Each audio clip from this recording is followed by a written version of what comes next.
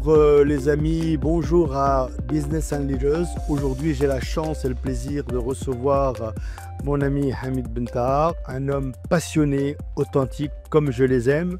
Il va nous parler de son histoire dans le secteur qu'on lui connaît aujourd'hui. Il va nous parler de lui, il va nous parler de ses enjeux. Il va aussi nous parler de la vision qu'il a aussi de la notion du leadership et aussi les messages qu'il voudra passer avec nous aujourd'hui. Merci d'être à notre écoute. Hamid, bonjour. Bonjour Si Jamal et merci pour l'invitation. Merci à toi d'être là. Tu sais très bien que j'apprécie l'homme que tu es. L'homme que tu es a des attributs de passion, d'authenticité, qui ont fait ta réussite dans le secteur du tourisme. Tout d'abord, est-ce que tu peux nous parler de toi? D'où tu viens? Comment tu en es arrivé là? Bon, Hamid Bentahar, 53 ans, papa de Jade et Sofia, Barakallah. deux princesses que j'embrasse d'ailleurs, et fils d'une étoile d'Agadir, une maman Amazir d'Agadir, et d'un père Rifin. Je suis le fruit de la diversité Je vois du ça. Maroc. Donc, un père du Rif, une mère du Souss. Moi, je suis de Cali, fier de l'être. Je suis né El Jadida. Donc, et Marrakchi de cœur, parce que c'est la ville qui m'a, on va dire, adopté et qui m'a beaucoup inspiré, qui continue à m'inspirer, mais je me sens très fier voilà, de mes origines, de mes racines marocaines. J'ai ce sentiment qu'on a beaucoup de chance de vivre dans un pays avec un potentiel exceptionnel. Bien évidemment, tout n'est pas parfait. Il y a des sujets sur lesquels on doit collectivement doubler d'efforts pour les faire avancer un peu plus vite, mais très fier de ce que le Maroc vit en ce moment. Donc, pour revenir à un peu à qui je suis, voilà, donc je pense que je t'ai parlé de choses dont je parle rarement, qui sont mes racines. Et puis ensuite, il y a le côté professionnel. On s'est rencontrés à Agadir pour la première fois, mais qui est paradoxalement aussi la ville de ta maman Exactement, aujourd'hui. tout à fait. Avant Agadir, Hamid a existé. Qui était-il? Bon, Hamid, d'abord, comme j'ai dit, première partie de ma vie à El Jadida, Sidi Bouzid, au Moussem Moulay Abdallah. Puis ensuite, première rencontre avec le tourisme, c'était mon premier voyage scolaire. À l'école, on nous emmène à Marrakech. Première fois que je voyage sans les parents, très jeune. C'est très important, les voyages scolaires. C'est très, très important parce que première fois qu'on se sent un peu autonome, responsable, voyager tout seul, c'était magnifique. Et puis ensuite, la rencontre avec cette ville incroyable, avec cette plage Jemaa el Fna où les espèces de beja permanentes toute la journée. Moi, je connaissais des villes où on faisait la fête les jours des fêtes nationales ou des fêtes religieuses, puis arriver dans un endroit où les gens sont dans la joie de vivre partagée toute la journée. Ça m'a impressionné. Et puis ensuite, il y avait une rencontre avec des conteurs, des gens, des guides qui nous ont raconté des choses sur l'histoire. Et donc, ce voyage m'a beaucoup marqué. C'est une première chose. Et puis ensuite, une rencontre, une décision après, après un bac au lycée marocain. Là, donc je suis aussi très fier de cette formation-là, l'école marocaine. Donc, je décide de choisir des études en sciences économie et je vais à l'université Adia à Marrakech. Et donc, pour l'université de droit. Et à partir de là, la rencontre avec une multinationale, avec un groupe international pour faire mes premiers métiers dans l'hôtellerie. Les premières années à faire plein de petits jobs. J'ai toujours aimé travailler. Plein de petits, même pendant les vacances scolaires, même pendant les études, dès que j'avais la possibilité, je faisais des petits jobs. Et je pense que ça a été quelque chose de très, très important. Je pense que ça vient du père, ces valeurs de travail, ces valeurs de rigueur. Alors, c'était très inspirant et je pense que ça doit venir de là. Mais aussi une envie de faire des choses qui me passionnent, parce que j'ai été passionné par l'équitation, le cheval. Moulay Abdallah, voir ces cavaliers font des tbourida, c'est un sujet qui m'accompagne beaucoup. Cette tbourida, cette œuvre collective, ce travail collaboratif avec un objectif commun et des choses comme ça m'a beaucoup inspiré. Et donc, ça m'a donné envie de travailler dans un domaine dans lequel il y avait la notion de teamwork. On travaille en équipe et on va construire des choses en équipe et on va essayer de progresser et ensemble. Donc, d'où l'hospitalité.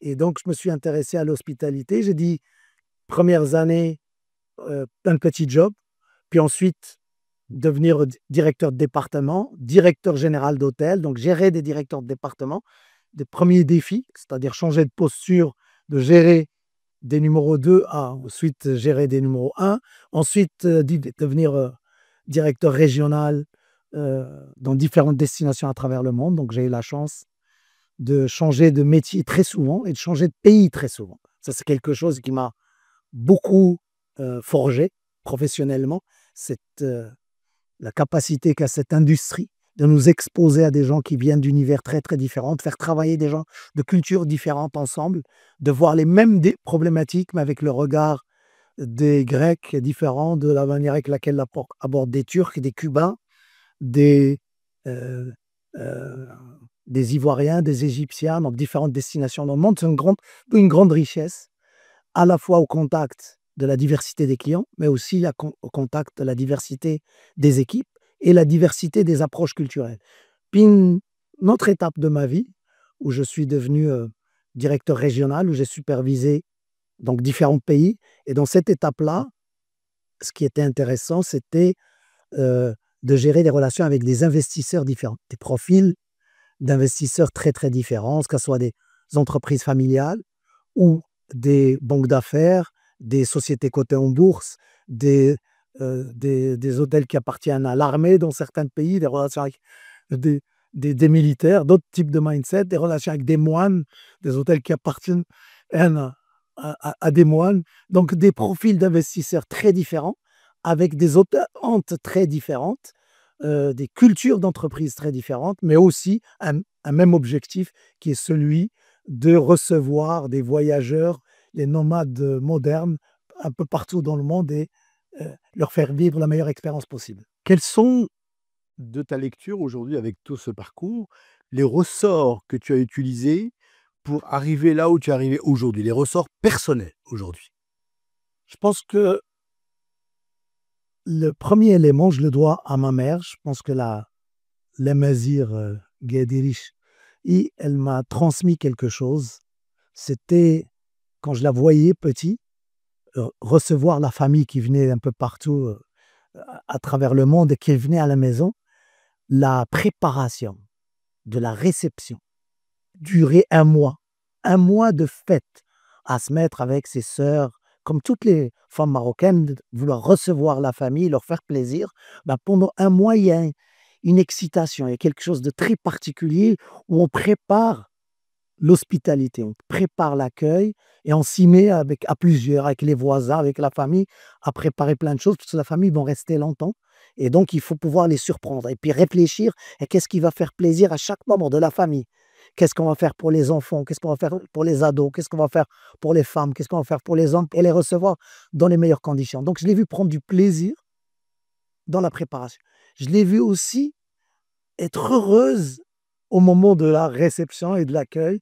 Et donc, c'est cette émotion-là, ce plaisir que je l'ai vu vivre euh, et à connecter différentes générations, à nous rassembler et différentes générations autour de, voilà, d'une table, d'un thé, peu importe, des choses très modestes. Mais voilà, première inspiration, c'était cette envie de faire plaisir aux autres. Et ce bonheur qu'on a, que quand on prend soin des autres, au fait, ça nous grandit et ça nous fait du bien aussi. Donc j'ai vu ces valeurs-là et donc je pense que ça, c'est le premier ingrédient, une envie profonde de d'aider, De faire d'impacter. plaisir, Peut-être de et faire plaisir. peut-être ça vient d'une frustration, d'une envie de reconnaissance, d'amour, parce que en fait, on reçoit beaucoup d'amour quand on donne Bien sûr. de l'attention et de l'amour aux autres. Et donc ça, c'était, je pense, l'élément clé. Et et je le dois à ma maman. Mon père était le rifain, lui, il était plus sérieux. La préparation, c'était pas de la rigolade, c'était sérieux. Par contre, lui aussi, c'était magique. Quand les invités étaient là, c'était un autre homme. Il devenait storyteller.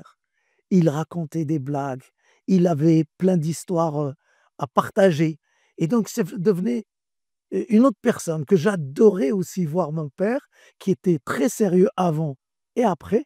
Le pendant, c'était un autre homme et je me suis dit: «À la rencontre des autres, ça nous augmente». La connexion avec les autres, l'hospitalité, c'est quelque chose de formidable et donc aujourd'hui, c'est devenu, ma passion. Je considère que c'est des métiers qui ne sont pas suffisamment valorisés. D'ailleurs, mon père ne voulait pas que je fasse ce métier-là au départ Mmh. et donc ces métiers qui sont pas pourtant c'est des métiers d'avenir. Aujourd'hui, on valorise beaucoup tous les métiers, d'intelligence Ouais, artificielle, qui sont des métiers importants et moi je suis passionné par ces sujets-là, mais ce sont des industries qui, qu'on le veuille pas, ils vont pas créer beaucoup d'emplois, vont peut-être même en détruire et pourtant, il y a une industrie, une intelligence qui pour moi est beaucoup plus importante que l'intelligence artificielle, c'est l'IH, l'intelligence humaine oui. et ça, c'est un métier d'avenir. On pense que les pays développés, c'est des industries basées sur la technologie. En réalité, c'est pas vrai, c'est les services. Les États-Unis, c'est 80 de services. L'Europe, c'est 70 de services. Tous les pays riches sont des métiers de service parce que la production, la l'industrie, la technologie, c'est des choses qu'on va souvent aller installer dans des pays où quelque part le coût de la main-d'œuvre est très bas. C'est Mais clair. par contre, la création de valeur, c'est quand on est capable d'injecter de l'hospitalité, d'injecter du service, quel que soit le produit qu'on vend, on on lui donne une dimension, une valeur différente. C'est intéressant, sur quoi tu es arrivé, avec l'IA et ce qui est fondamental, c'est que tu as donné les 2 éléments, les 2 ingrédients principaux de l'industrie de l'hospitalité, à savoir ceux que tu as vécu en tant qu'enfant, à savoir d'un côté le plaisir de recevoir, mais aussi l'exigence entre le père et la mère. Or, le secteur du tourisme, ça n'est que ça. C'est avoir envie de recevoir et vendre de l'émotion, mais aussi être exigeant pour que le niveau de service soit le plus élevé possible. Et donc, tu as conjugué ça dans ce parcours. Mais au J'essaye. Je mais au suis encore stagiaire dans cette industrie, hein. mais au-delà de ça, pour sur ces les 20 dernières années, quels sont les 3 ou 4 éléments que tu peux partager avec nous, qui ont fait que tu as connu quand même un succès certain jusqu'à être aujourd'hui, le président de la fédération du tourisme? Quels sont les 3 ou 4 éléments que tu as mis en œuvre pour réussir dans le secteur du tourisme, qui est un secteur difficile parce que un secteur humain? Alors si d'abord, je fais une petite pensée à mes filles parce que à chaque fois que je commence à vouloir partager des recettes, elles me calment tout de suite. Parce que tout ce que j'ai appris, quand je dis que je suis un éternel stagiaire, moi j'apprends tous les jours. Donc un des ingrédients, c'est celui-là. C'est le fait de se dire, heu, rester ouvert, l'ouverture d'esprit, rester dans une justement, je me suis toujours été entouré des jeunes.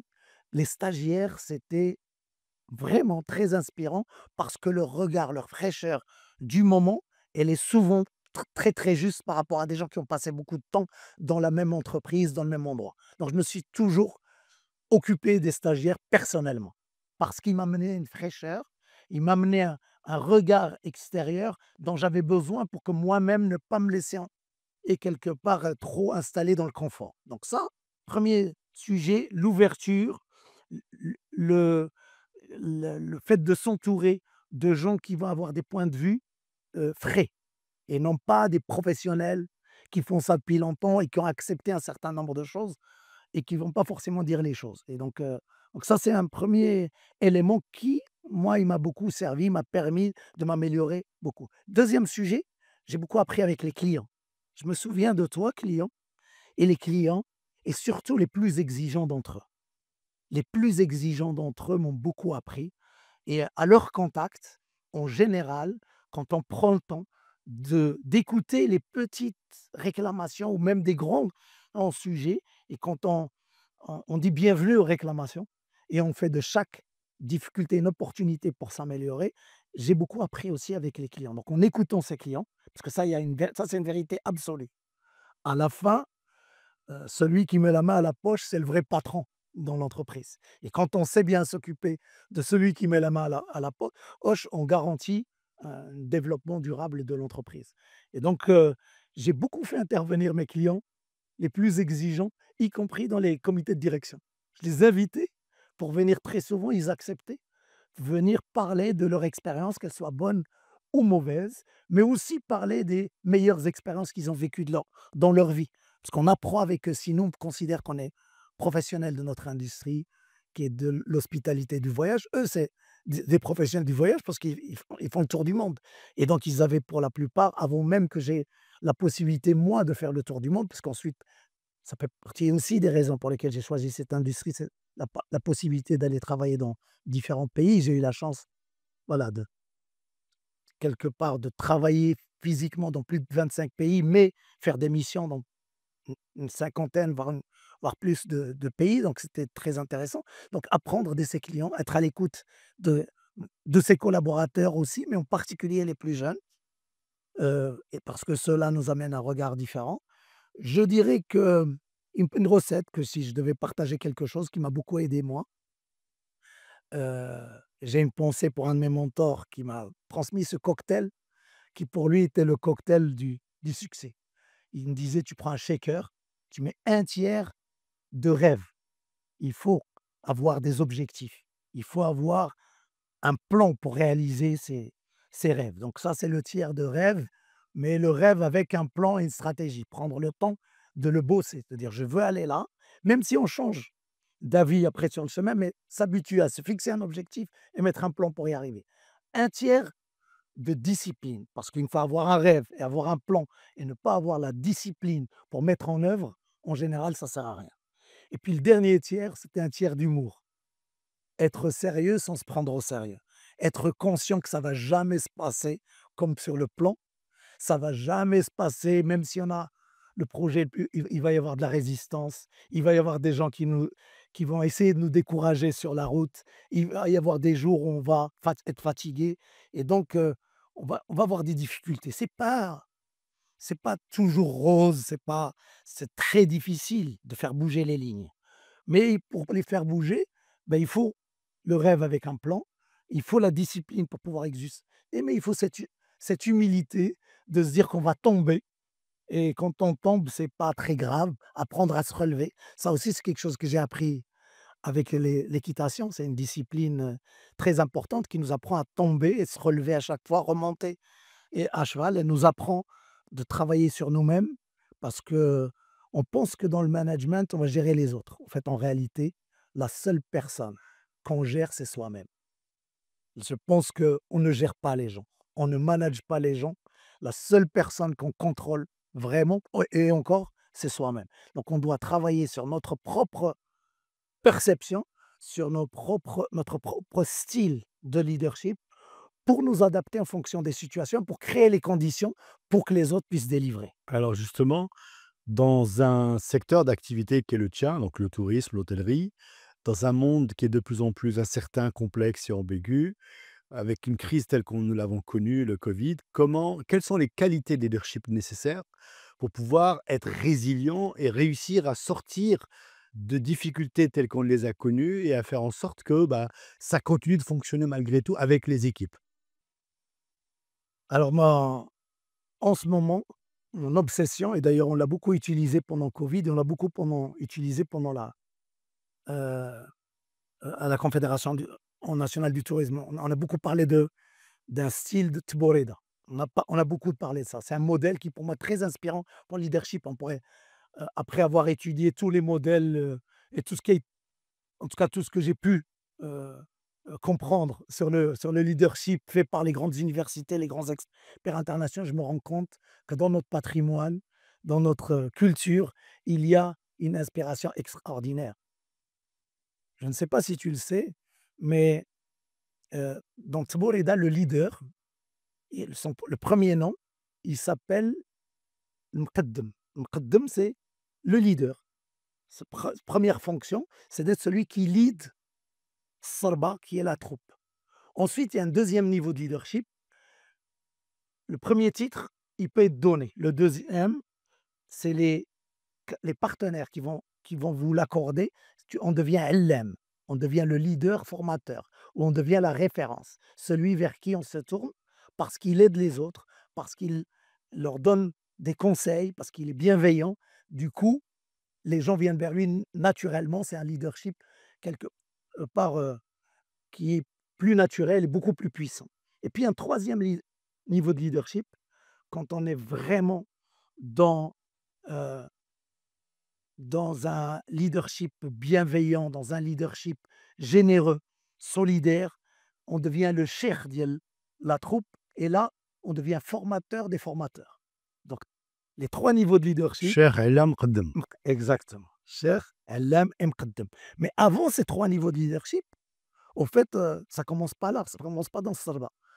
Commence quand on est d'abord cavalier, on s'appelle Riel. Et là, on apprend à maîtriser la bête extérieure qui est le cheval, le khayl, et cette bête extérieure, elle est plus forte que nous. Mais pour maîtriser la bête extérieure, on doit maîtriser la bête intérieure. Alors, comment cette métaphore peut être appliquée à ce que tu as vécu en termes d'entreprise? Alors, si on reprend ça. Premier sujet, c'était la conscience que il faut travailler sur soi, apprendre à mieux se connaître, apprendre à adapter son style de leadership pour prendre soin des autres, pour développer les autres, parce que le rôle du leader, quelque part, c'est de faire grandir les gens qui travaillent avec lui. Le rôle du leader n'est plus... Quand on est junior, notre travail, c'est de maîtriser la technique et de maîtriser tous les sujets. Mais à un moment donné, quand on devient senior, notre job n'est plus vraiment la maîtrise du travail, n'est plus de... C'est de créer les conditions pour maximiser le patrimoine humain que nous avons à disposition. C'est de créer les conditions pour libérer les énergies pour que chacun donne le meilleur de lui-même.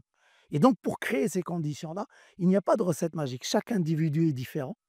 Certains sont animés par l'argent, d'autres par le pouvoir, d'autres par l'accomplissement des objectifs, l'atteinte des résultats, d'autres par un besoin de reconnaissance.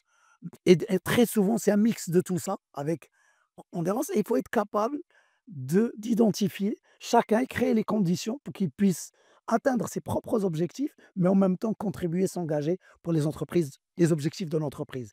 Donc développer de la, à la fois de l'exigence et de la bienveillance, comme tu as dit, créer les conditions pour développer le sens de l'autonomie et de la responsabilité. Et je commence à me dire, je me prends peut-être un peu trop au sérieux là, Jamel, là. C'est Non, un peu beaucoup là, peut-être. non, pas du tout. Bien au contraire, parce que l'objectif, c'est de partager avec nos amis les clés et les recettes du leadership, Je te justement. félicite pour le choix du nom du podcast, Ah, sincèrement. c'est gentil, merci beaucoup. Mais en même temps, c'est le sujet du moment. D'ailleurs, c'est la question qui allait venir après.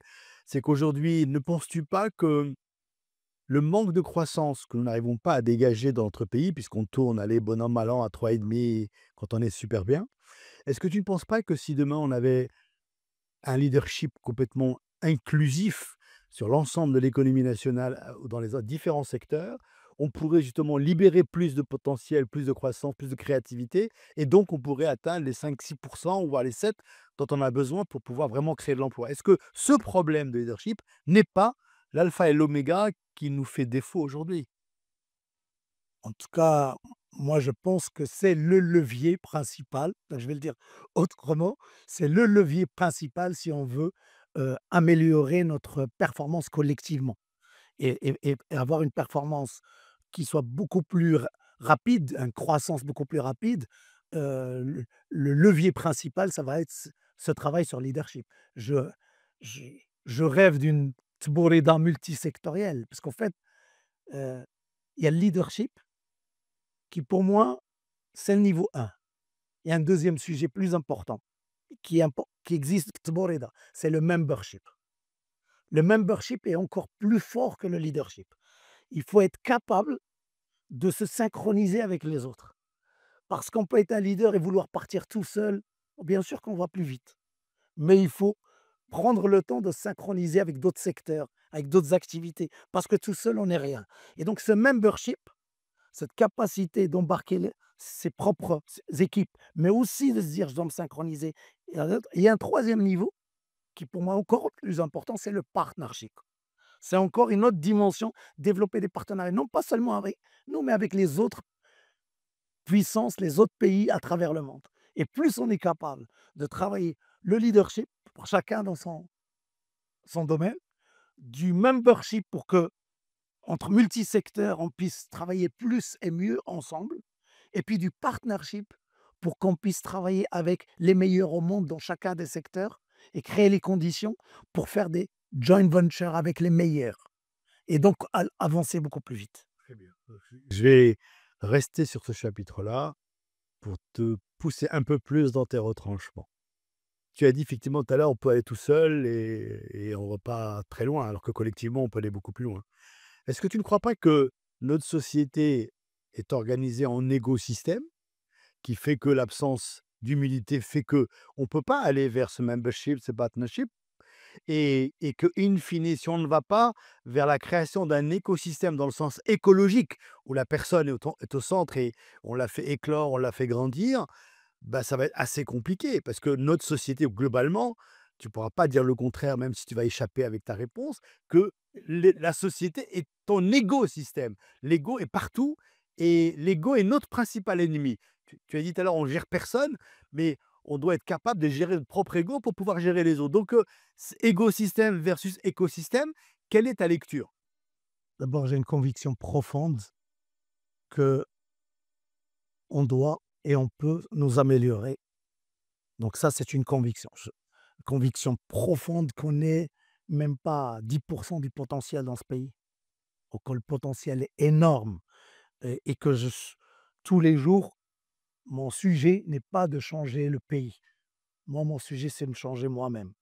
Un travail, c'est tous les jours d'essayer d'apporter ma petite pierre à l'édifice, d'être un meilleur papa, d'être ensuite un meilleur ami pour les gens qui m'entourent et d'essayer d'être un meilleur collègue pour les gens qui travaillent dans le même métier que moi. Et je considère que ma contribution personnelle, c'est pas de donner des leçons aux autres, c'est d'abord travailler sur moi-même, c'est celle-là ma contribution. Et donc, je, j'essaye de prêcher quelque part cette conviction profonde qu'ensemble, on est, on est plus fort. Dans le secteur du tourisme, j'ai j'ai vu des professionnels exceptionnels pendant Covid qui ont traversé des pires crises qu'a connu le monde et notre secteur, comme tout le monde le sait, a été le plus touché. Il y a des régions comme Marrakech où ça a été des drames absolus. Et ben, dans cette période-là, les gens étaient capables de dépasser l'ego et de faire un et de collaborer. On l'a vu pendant le séisme. Donc moi, j'ai un peu d'espoir. De temps en temps, je vois les trains qui n'arrivent pas à l'heure, il y en a plein. Je vois tous les sujets sur lesquels on a travaillé, mais je veux continuer à croire qu'il y a encore de l'espoir, qu'il y a de l'espoir, qu'il y a des solutions et que euh, notre pays l'a prouvé dans le passé. Il faut qu'on arrive à le faire dans la durée. Le défi que nous avons, c'est-à-dire être performant une fois de temps en temps, c'est facile. Tout le monde peut gagner un match une fois de temps en temps. Mais avoir 5 étoiles sur son maillot, c'est beaucoup plus difficile. Tu as parlé plusieurs fois du mot espoir et un des enjeux de ces échanges, de ces conversations, notamment à la jeunesse qui nous regarde, qui nous écoute aujourd'hui, qui qui a voulu traverser au péril de sa vie, qui ne rêve plus de Maroc. Tout à l'heure, dans tes recettes, tu as parlé, de 30 de rêve, de discipline et du mou. Aujourd'hui, cette jeunesse, heu, n'est plus dans le rêve. Comment, en termes de responsabilité collective, on peut redonner de l'espoir à cette jeunesse pour lui dire: «Tu peux faire des choses au Maroc». En travaillant, comment on peut lui tendre la main? Quelle est la feuille de route qu'on peut esquisser modestement pour leur dire: «Le Maroc en vaut la peine, surtout aujourd'hui plus que jamais»? Parler aux jeunes, comme je t'ai dit la dernière fois, c'est pas un exercice qui est facile parce qu'on n'est pas forcément toujours dans la même, et je le vois tous les jours chez moi à la maison. Je suis stagiaire papa qui essaie d'apprendre avec une fille qui s'appelle Sophia Sagesse et qui me passe chaque fois que j'essaie de donner des leçons, elle a 11 ans, mais elle est terrible. Elle a 11 ans, mais elle est terrible parce qu'elle me calme à chaque fois que j'essaie de donner des conseils. Donc je vais y aller en essayant de répondre à ta question, mais je suis conscient que les jeunes, c'est pas un seul groupe. Il y a pas un message qui va parler à tous les jeunes en même temps, qu'ils ont des attentes très, très différentes, que premièrement, on ne peut pas leur en vouloir quand des fois, ils pensent que l'herbe est plus verte ailleurs. Ce sujet-là, j'ai fait partie de ces jeunes-là. J'ai choisi un métier qui me permettait d'être au contact de cultures différentes, de, heu, des gens différents. Donc j'ai choisi l'industrie du voyage et de l'hospitalité, parce que ça me donnait cette possibilité de voyager dans mon pays en étant au contact de gens très différents. Donc c'est un moyen. Puis dès que j'ai la possibilité d'aller vivre des expériences internationales, je suis sorti avec mon passeport vert, écrit en arabe qui s'ouvre à l'envers, et je suis allé faire le tour du monde dans des pays. C'était compliqué d'avoir des permis de travail, c'était beaucoup de difficultés, beaucoup de galères, mais je l'ai fait parce que j'avais envie de. Et plus j'ai voyagé, plus l'amour de mon pays a grandi en moi, plus la prise de conscience de la richesse et de la force que nous avons, elle a augmenté. Au fait, je me suis rendu compte que le seul animal qui ne sait pas ce que c'est que l'océan, c'est le poisson, c'est parce qu'il vit dedans. Quand on vit à l'intérieur, on ne peut pas se rendre compte des opportunités, de la chance qu'on a et de la beauté de l'océan. Le poisson, il ne peut pas s'en rendre compte. Ben, je peux comprendre, moi, les jeunes. Donc, premier sujet, c'est de comprendre cette volonté, cette vision de penser que l'herbe est toujours meilleure ailleurs. C'est bien. Moi, j'encourage les jeunes qui font les métiers dans mon industrie, les voyages et de l'hospitalité, d'acquérir des expériences au Maroc, de partir s'ils ont envie de partir pour acquérir de l'expérience internationale. On évolue plus vite quand on développe ce type d'expertise, et puis ensuite revenir encore plus fort, plus expérimenté, et de faire des choses. Maintenant, oui, il faut que on puisse développer des projets structurants encore plus grands. On a franchi un chemin très important. Aujourd'hui, on est leader du tourisme en Afrique. Donc grâce au leadership de Sa Majesté, sa vision, le secteur du tourisme a été le premier secteur à bénéficier d'une vision royale. Cette vision, aujourd'hui, elle nous permet d'être un champion régional et continental, mais on n'est qu'au début. Le potentiel, il est énorme. Aujourd'hui, 90 de nos clients viennent d'Europe. Le monde est beaucoup plus grand. Les lions de l'Atlas, nous l'ont prouvé. La volonté, c'est qu'il faut aller chercher les clients plus loin, et donc on a cette ambition-là de passer à la vitesse supérieure, d'aller plus loin. Les 26 millions de touristes dans les feuilles de route, c'est un premier objectif, c'est bien, mais le potentiel, il est beaucoup plus important, et donc il faut des projets, heu, d'une autre dimension. Et je pense qu'il faut qu'on libère l'énergie pour qu'on crée plus de capacités. Moi, je suis persuadé que pour les jeunes, il faut d'abord créer plus d'opportunités d'emploi. Ce sujet est simple, et l'industrie du voyage est un levier très important. Donc il faut qu'on arrive à libérer les énergies sur l'investissement pour permettre à des investisseurs d'imaginer des projets plus grands. Et donc il y a des choses dans nos réglementations qui freinent le développement de l'investissement touristique, par exemple. Je considère que c'est pas normal, la réglementation partout, on va caper le nombre d'étages. C'est comme si on capait le nombre d'emplois, quoi. On va limiter le nombre d'emplois, alors qu'on sait que cette industrie, c'est 20 des créations d'emplois sur les 4 dernières années, c'est 25 des créations d'emplois futures. C'est 10 des employés mondiaux, mais sur les dernières années et sur les perspectives pour le futur, c'est 20-25. Donc c'est énorme, et on doit saisir cette opportunité, cette chance que nous avons d'être dans ce pays en créant des projets suffisamment grands. Pourquoi? Des grands projets.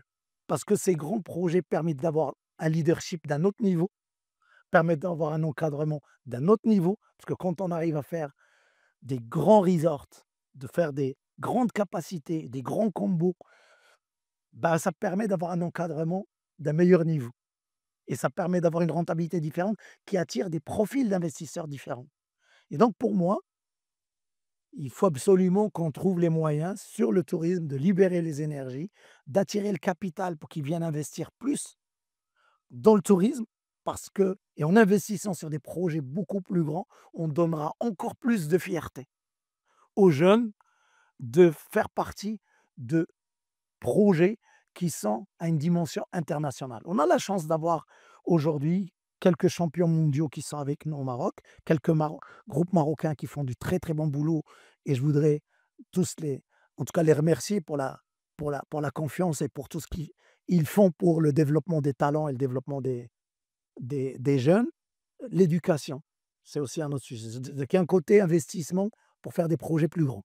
Libérer les énergies, pour moi, quelqu'un qui fait un projet d'investissement touristique doit avoir automatiquement double du COS, double des étages, par principe, parce qu'il va créer le double des emplois. Et si on le contraint, bah, c'est perdant-perdant. On ne peut pas avoir d'un côté des objectifs pour créer des emplois et de l'autre côté, une réglementation qui nous contraint. Mais est-ce qu'il n'y a pas un problème de rythme entre cette volonté, de développer l'investissement touristique, mais en même temps la mise à disposition du capital humain nécessaire pour accompagner ce développement?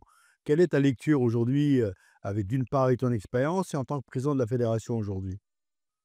Je pense que j'ai eu la chance. Moi, je viens d'une famille ordinaire et j'ai eu la chance de vivre une expérience et une vie extraordinaire. Ça, je dis extraordinaire parce que je suis fier de toutes les étapes, mais c'était beaucoup d'obstacles. Je suis pas en train de dire que c'était facile. C'était beaucoup, beaucoup, beaucoup de transpiration, beaucoup de difficultés, mais je suis très fier de tout ce que j'ai vécu et je sais d'où je viens. Je sais que je viens d'un milieu modeste et grâce à cette industrie, grâce au choix de de Sa Majesté, grâce à la stratégie de mon pays, bah, j'ai pu, effectivement réaliser beaucoup de mes rêves. Et aujourd'hui, le sujet de cette industrie, c'est une des rares industries où l'ascenseur social fonctionne encore. C'est une des rares industries où on peut commencer dans n'importe quel job et finir DG ou président d'une société, voire d'un groupe. Et donc c'est une des rares industries qui, peu importe qu'on ait fait une école ou pas, il y a plein de possibilités d'accéder à cet cet univers-là et d'apprendre, sur place. Et donc, heu, les les opportunités sont très importantes au Maroc et ailleurs. C'est une industrie monde aussi. C'est-à-dire, il y a les entreprises qui traitent bien leurs collaborateurs, vont les fidéliser, vont grandir avec elles, et les gens qui les traitent pas bien, aujourd'hui, ils ont de plus en plus le choix, au Maroc et ailleurs. Parce que c'est une industrie, quelque part là, elle trouve le visa pour les gens compétents. Il y a pas ni de problème de visa, ni de problème de passeport, elle règle tout. Parce que le besoin dans cette industrie est mondial. Aujourd'hui, tous les pays du monde entier cherchent des gens compétents. Donc les jeunes qui choisissent cette industrie ont des super opportunités dans les meilleurs groupes mondiaux sont présents avec nous au Maroc. Les meilleurs groupes marocains, et il y a de plus en plus de très, très beaux groupes marocains qui font un travail remarquable sur la formation, le développement du capital humain, qui font un travail exceptionnel. Des opportunités au Maroc, mais aussi des opportunités pour grandir à l'international. Donc ça, maintenant, sur la formation, il y a encore des sujets sur lesquels on doit s'améliorer. Nous avons, à la Confédération nationale du tourisme, essayé d'apporter notre petite pierre à l'édifice. On a travaillé pour créer un cercle des dirigeants des écoles du tourisme, qui soient publiques, privées, qui dépendent du ministère du tourisme ou qui dépendent du ministère de l'éducation, peu importe, mais de créer des opportunités pour que l'ensemble de ces acteurs se rassemblent, se parlent, échangent, ensemble, et on apprend avec eux et on essaie de créer plus de liens entre l'écosystème de la formation et de l'éducation et celui des professionnels. Il y a un travail collaboratif à faire pour nous améliorer collectivement, aussi bien à l'intérieur des entreprises, parce que on peut mieux faire. On peut mieux faire en termes de qualité de service, qualité d'expérience, on peut mieux faire au niveau de la qualité d'intégration des jeunes, mais il y a des bonnes pratiques aujourd'hui au Maroc. Il y a des champions qui font des choses exceptionnelles. D'ailleurs, on travaille sur un projet pour partager ces bonnes pratiques, à la fois dans le monde de l'éducation avec le plus grand nombre, mais aussi les bonnes pratiques dans le monde de l'entreprise avec le plus grand nombre. Toute une série d'outils, de produits que nous allons développer, partager pour cette intelligence collective heu, ô combien importante sur le sujet du développement du capital humain, de l'innovation et de l'investissement. C'est nos priorités aujourd'hui au niveau de la Confédération nationale du tourisme. Très bien. J'aimerais continuer cette conversation, mais on touche bientôt à sa fin et j'aimerais que on adresse 2 messages à 2 cibles importantes. Parce qu'en filigrane, notre conversation a beaucoup focalisé sur le leadership. Quel message tu voudrais passer aux dirigeants en général, qu'ils soient publics ou privés, pour pouvoir justement, faire en sorte qu'ils continuent à faire rêver leurs équipes pour qu'elles soient beaucoup plus engagées, Juste, je te rappelle que les dernières études montrent que à peine 15% des salariés dans les entreprises marocaines sont engagés. Donc ce qui est un chiffre relativement faible et ça questionne le leadership des organisations et la culture d'entreprise. Premier message, qu'est-ce que tu voudrais faire passer à ces dirigeants? Et le deuxième, pour clôturer, à cette jeunesse justement qui se cherche un rêve, qui se cherche une place au soleil dans un pays qui est en pleine mutation. Quel message de fin tu voudrais leur laisser? Cette posture dans laquelle tu essaies de me mettre à chaque fois, je ne suis pas très confortable et très à l'aise avec, mais je vais essayer de me prêter à l'exercice parce que je trouve qu'il y a des leaders exceptionnels au Maroc, qu'on ne leur donne pas suffisamment la possibilité de partager leurs expériences, il y en a plein et je pense que premièrement, de regarder ton podcast, c'est un premier conseil parce que moi, j'ai vu quelques épisodes et il y a beaucoup de leaders que j'ai vu passer dans ton podcast qui m'ont beaucoup inspiré. Donc on apprend tous les jours et on apprend les uns aux autres. La solitude du leader, chacun dans son monde, chacun dans son côté, on a besoin de plus de prétextes pour échanger sur les, les outils, les méthodes, devant le même problème. En fait, on vit les mêmes difficultés. Comment engager des collaborateurs, c'est pas une problématique spécifique au Maroc. Elle existe dans le monde entier, sauf que dans les grands groupes au Maroc, comme dans les grandes multinationales, il y a des outils pour mesurer ce taux d'engagement, il y a des outils pour pouvoir agir, pour identifier d'où vient le mal quand il y a un problème d'engagement et il y a des outils pour pouvoir, heu, remédier ou adresser les problèmes quand elle les a rencontrés.